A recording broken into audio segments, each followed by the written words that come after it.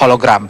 Namun kemudian dibantah oleh KPU bahwa memang yang diupload dalam website KPU bukanlah yang berhologram, tapi melainkan salin dari formulir C1 yang sudah diberikan klasifikasi tertentu untuk yang diupload ke website KPU.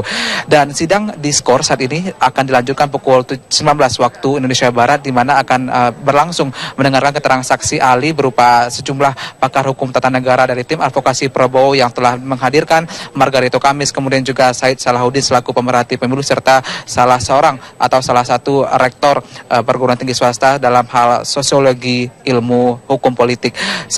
Sore ini sudah ada bersama dua narasumber, ada Pak Arief Budiman selaku Komisioner KPU, serta juga dari tim advokasi Prabowo Hatta Rasman Arief. Saya ke KPU dulu Pak Arief. Ya. Dalam sebelum 30 menit lalu, sebelum penutupan sidang sesi pertama ini, ada keberatan dari tim advokasi Prabowo bahwa Anda akan menghadirkan saksi ahli berupa seorang mantan hakim konstitusi Harjono yang akhirnya hadir juga memenuhi permintaan Anda sore ini dan nyatakan keberatan karena tidak mengandung unsur independensi. Ada barang bukti foto pertemuan antara Harjono dengan Joko Widodo. Apakah KPU akan mempertahankan saksi Harjono? Yang pertama, Pak Haryono ini bukan satu-satunya ahli kami juga punya ahli yang lain.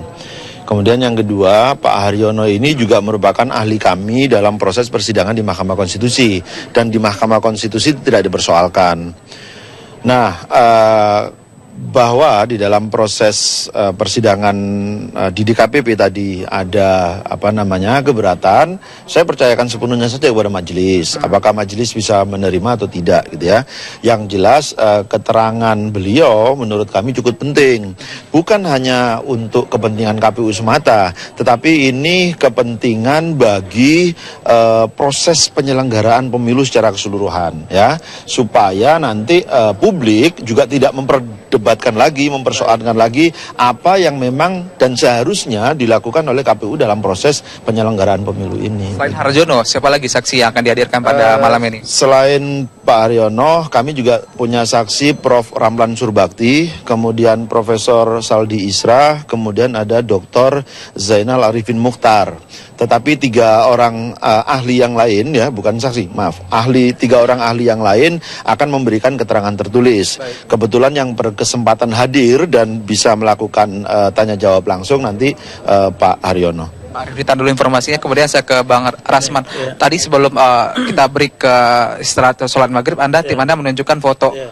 Foto apa ini dan siapa mereka? Baik, saudara-saudara, untuk diketahui oleh seluruh rakyat Indonesia, terutama Hakim MK dan DKPP, inilah foto yang kami temukan tadi, yang maksudnya yang baru sampai ke kami sekitar 2 jam yang lalu.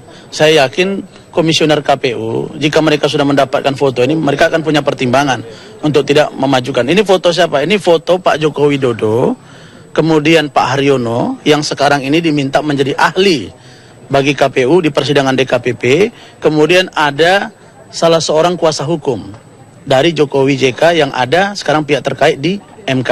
Saya tadi sudah tanyakan langsung kepada majelis, apakah ini kompeten, apakah ini dianggap adil atau tidak. Tetapi yang paling menarik tadi ketika saya sambil lewat ke belakang ketemu dengan Pak Haryono, saya tanya, Pak, apakah ini benar foto? Pak Haryono bilang benar.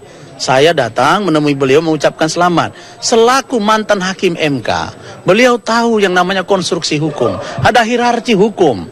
Ada hierarki hukum yang harus kita anut, yaitu masih ada proses yang harus dilalui. Setelah KPU mengeluarkan SK 535, 536, lalu kemudian ada yang keberatan dibawa ke MK, idealnya belum ada presiden.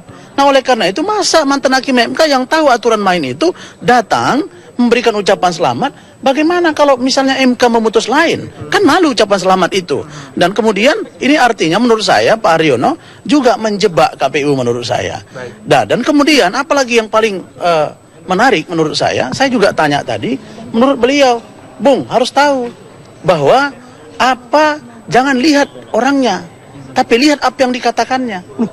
Jadi kalau begitu, kalau saya mengatakan Anda jangan mencuri lalu saya mencuri, boleh. Saya ingin katakan bahwa dalam kaidah Islam, kita orang Islam, bahwa jadilah pemimpin tauladan, huswah wa hasanah. Intinya Anda tidak menerima independensi dari Harjono. Saya meragukan independensi, apalagi bahasa beliau. Bahasa beliau tadi mengatakan bahwa jangan lihat orangnya, lihat yang dikatakannya. Saya tidak meyakini kalau Islam mengatakan bahwa uswah wa hasanah. Al-ilmu bila amalin kasyajari bila samarin. Orang yang punya ilmu tidak diamalkan sama dengan pokok kayu yang tidak berbuah. Itu artinya tidak bermakna apa yang akan beliau katakan nanti di situ. Jika nanti KPU menyerahkan kepada majelis hakim tentang keterangan saksi Harjono, nanti apakah Anda akan melakukan WO atau tetap akan menerima keterangan dari Harjono? Kami tertib, kami faham, sohibul khair saya ini, dari wajahnya pun tanpa beban. Nah, jadi saya meyakini bahwa jika ini mereka tahu, mereka pasti tidak akan minta itu. Tapi kita meyakini bahwa siapa yang bermain di KPU sekarang? Komisionernya kan ada 7. Kita meminta agar majelis menilai siapa yang bersalah, tindak. Contoh PLT dan lain sebagainya. Pak Arief, tanggapan? Untuk substansi persidangan saya pikir tidak pada tempatnya kalau saya harus menanggapi itu, ya. Biarkan saja majelis nanti yang mengambil putusan. Yang jelas kami sudah mengajukan kepada proses persidangan ini nama-nama ahli yang akan memberikan keterangan terkait dengan pokok permohonan yang disampaikan oleh pokok pengaduan yang disampaikan oleh pengadu. Jadi saya berharap ini bisa dipahami oleh semua pihak. Ini sudah menjadi pilihan masing-masing, ya. Pihak pengadu juga sudah memilih ahlinya, pihak teradu juga sudah memilih ahlinya. Biarkan saja mereka memberikan keterangan dan mahkamah nanti yang akan memberikan penilaian, gitu. Pak Arief, dari tim advokasi Prabowo Hatta juga mengatakan bahwa masih sampai saat ini tidak akan menerima yang namanya surat keputusan atau rapat pleno yang dipimpin Hadar Nafis Gumai ketika menerima berkas-berkas dari bakal calon Presiden Joko Widodo, dan artinya mereka tidak akan menginginkan terus bahwa yang legal menandatangani pleno tersebut adalah ketua KPU. Apa yang terjadi di KPU hari itu, Pak Arief? Jadi faktanya adalah bahwa KPU sudah membuat keputusan, KPU sudah membuat ketetapan. Keputusan dan ketetapan ini dalam konstruksi hukum kita itu sudah ada ruang-ruang untuk bisa dipersoalkan. Misalnya ada ruang ke PT Tun, misalnya begitu. Kalau terkait dengan ada dugaan pelanggaran kode etik atau tidak, ruang mahkamah majelis sidang di DKPP mereka yang akan memproses. Jadi tidak patut sebetulnya kalau saya harus mengomentari itu lagi, gitu ya, karena kami sudah bikin keputusan. Kalau saya akan katakan, ya keputusan saya kan sudah benar, nanti malah dinilai tidak pas, ya. Jadi silakan saja kalau ada yang mempersoalkan, kita selesaikan di dalam ruang-ruang yang memang disediakan sesuai dengan peraturan perundang-undangan. Bang, Rasman sedikit saja, siapa lagi yang akan dihadirkan nanti malam? Tunggu, saya setuju pendapat beliau ini. Bahwa kode etik itu menilai orang per orang, bukan lembaga.